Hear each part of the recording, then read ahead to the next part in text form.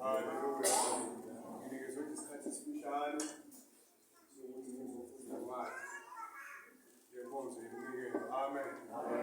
Kona ngiyacela nje kubaphathi bohlelo kafishane nje kunomlayezo nje ngifisa ukuthi ngiwudlulise baholi. Amen.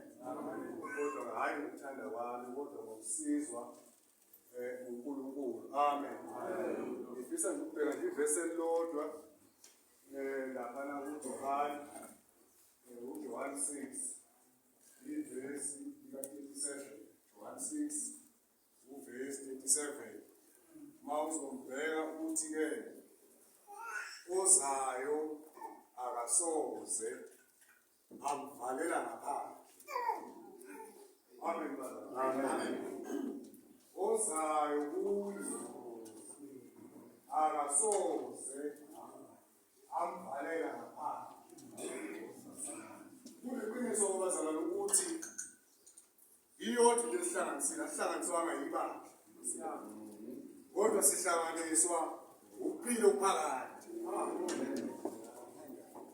Umuntu ophilayo emoyeni ucebile. Yenzela umuntu abe ne-akhawunti egcwele imali ahlupheke ngoba akekho rich emoyeni. Isikhathi esifishane ufuna nje ukuthi ozayo kuye akasoze amvalela ngaphandle.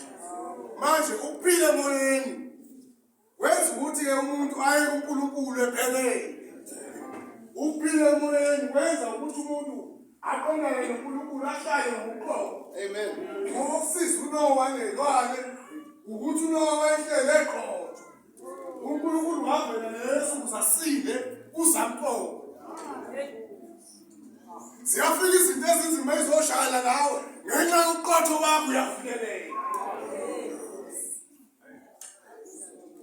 Haleluya. Akasapheleli nokuthi izono zethu zibomvu kanjani kodwa mawuza uqondele naye. Haleluya. Uyenzeka ngezwe lize lingake ngoba nazi izono zakho kodwa yana kuye. Haleluya. Ngisho nje indaba yokuthi sihlale